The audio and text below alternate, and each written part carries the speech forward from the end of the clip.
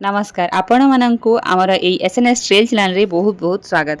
आज आम बनैया को जाऊँ मसाला पुलाव एकदम इजी वे रे। तो आ देरी कहीं करवा चलतु स्टार्ट करवा। तो मुझे गोटे छोट स्टील कप रे गोटे कप बासमती चावल नहीं आपण चाहिए बिरियानी चावल भी नहीं पारे। या आम दी तीन थर भलसे धोईकी बतरिया छाड़ीदा 30 मिनिट रु या अधिक बतरेबी ना यार टेस्ट पूरा चेंज हो। मसाला पुलाव आम ये किसी परिवा नवा जो मुझे फाड़े गोभी फाड़े गाजर फाड़े कैप्सिकम गोटे आलू 4 ରୁ 5टा बीन्स आउ गोटे पियाज को मुझे चॉप करनी राग पाई 2टा लंका आउ गोटे टमाटर को ये फाइनली चॉप करनी परिवा को एमती आपण मीडियम साइज रे ही चॉप करने। एबे आमे गोटे मीडियम साइज रो कढ़ई नबा। कढ़ई रे आमे 2 टेबल स्पून सोरसो तेल देदेबा। तेल गरम हो गले एठी आमे देदेबा गोटे चमच जीरा 2टा कंचा लंका गोटे तेजपत्र आउ किछिटा गरम मसला मु नेइछि जेमति कि 4 ରୁ 5 गोलमरिच 2टा लवंग गोटे छोट दालचीनी आ 2टा अलैच सबू को पकई आम टिके घाटी नहीं कि ये पकईदेवा आमर पियाज को आम ये बहुत देरी कषानी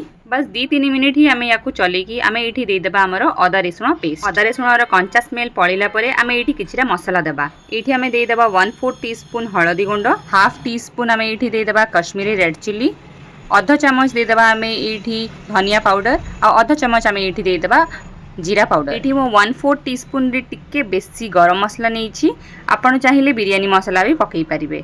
सब मसला को आम एपट सेपट करके थोड़े मिसई नवा तापर ये देदेबा टमाटर। ये मु जो ग्रेवी वाला टमाटर आसे सेटा नहीं आपड़ चाहिए देसी टमाटर भी नहीं पारे। टमाटर को पकईकी टिके एपट सेपट करके मिसई देबा। ये देदेबा 2-3 चमच पानी आ या ढांकी छाड़ीदेबा 2-3 मिनिट पाई।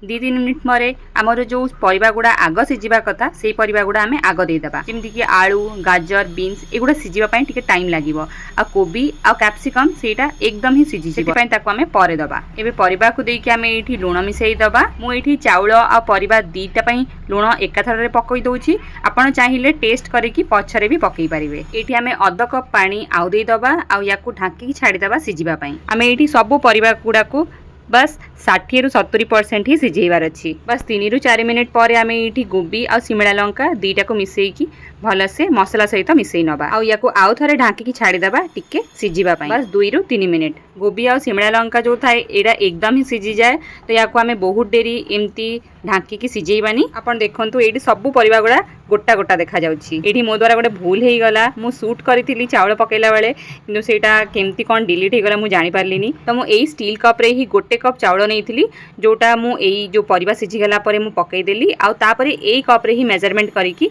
2 कप पानी एठी आमे देई दबा। 2 कप पानी दे सारला परे आमे याकू ऊपर ही टिके चलई नबा आ एठी देई दबा आमे धनिया पतर। एबे याकू लो फ्लेम रे ढांकी छाड़ी दबा 5 ରୁ 10 मिनिट। 5 ରୁ 10 मिनिट हो गला परे आमे लीड को बाहर करनबा आ एठी छोट खंडे बटर नहले आपण एठी छोट गोटे चमच घी भी देई परिबे। घी या बटर पकेले यार टेस्ट 2 गुणा बढ़ी जाई थाए।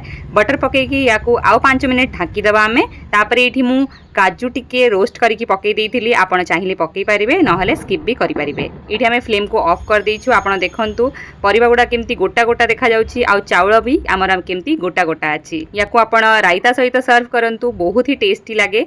बस थरटीए आमर ये रेसिपी को आपण ट्राई करंतु आ हमको कमेंट रे जरूर बतांतु कि आपनको आमर ये रेसिपी केमती लागिला। Thank you bye bye.